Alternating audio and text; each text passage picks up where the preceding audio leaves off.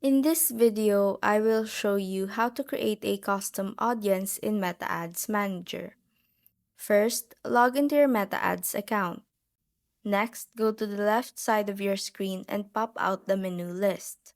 Click on Audiences and you will be redirected to your audience settings. At the top, click on Create a Custom Audience.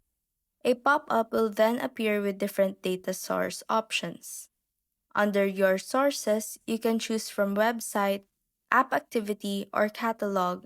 For this example, choose video, then click next. You can now customize your audience, set the engagement type, retention period, audience name and description, and even select which videos to base it on. Once you're done customizing, click on Create Audience. You will now see your newly created audience appear on your main audience board.